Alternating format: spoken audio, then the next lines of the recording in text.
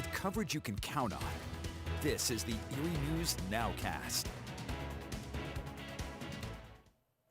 Good evening, I'm Haley Potter. Thanks for joining us for tonight's edition of the Erie News Nowcast. Congressman Mike Kelly says the Biden administration is not providing details about the future of Erie's emergency migrant facility. Kelly wants to know specific plans to reconnect children with families already here in the United States. He says it's unclear how long the Summit Township shelter could be open. Kelly also says he hasn't received details about the administration's plans to vaccinate the children against COVID-19. The Republican lawmaker says he first found out about the facility coming to the district from us here at Erie News Now last week. So tonight he's waiting on more information from the White House. The only thing I've heard, and I have not been informed by the White House or the administration on any policy that would directly answer any of our questions. I don't know because they don't know. It's that simple. Kelly does tell us that he hopes to tour the shelter here soon. And now to the latest on the vaccine rollout. Crawford County has fully vaccinated more than 20,000 people as of today. Erie County is nearly 60,000 fully vaccinated people. Our region as a whole has vaccinated more than 85,000 people. You can always find the latest COVID-19 facts and figures on our website, erienewsnow.com. And Pennsylvania has extended its pause on giving out the Johnson & Johnson COVID-19 vaccine.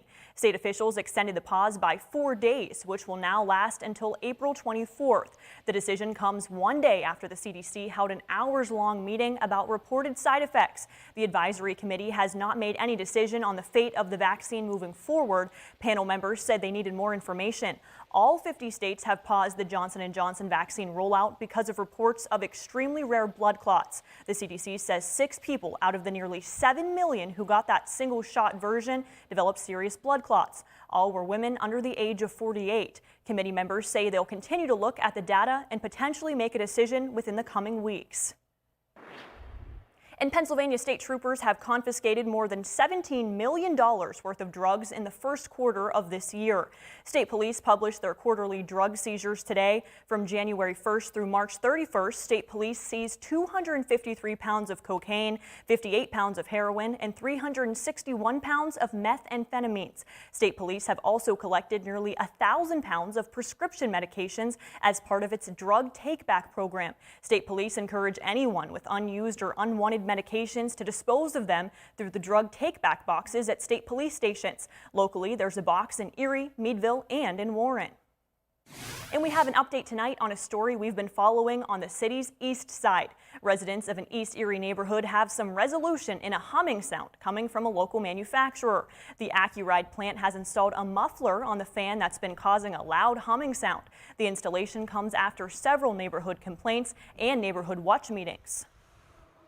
It's so good that manufacturers do want to work with the community, and AccuRide is a shining example of what can happen when people come together, both on the corporate level and on the community level, to solve a problem.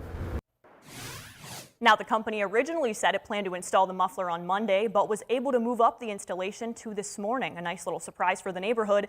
I got reaction from neighbors who have been annoyed for months, and we will hear from them coming up on Erie News Now at 11 o'clock. And tuition at Pennsylvania's 14 state universities, including Edinburgh and Slippery Rock, has been frozen for the next school year. The Board of Governors for the state's 14 schools made the announcement today. The Board of Governors voted unanimously for the tuition freeze as a way to keep education affordable with the ongoing pandemic. This is the third consecutive year that an in-state tuition has been frozen.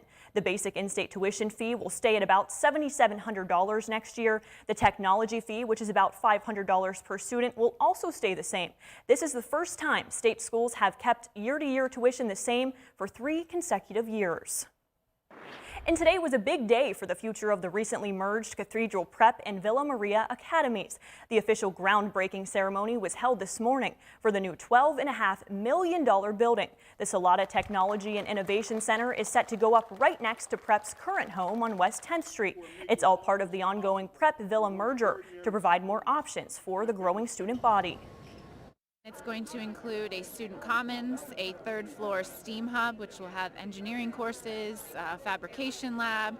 We also are going to redo our library into a chapel, and the old pool in the building will be a dance studio and a fitness center. The two schools, Villa and Prep, officially merge in the fall of 2022.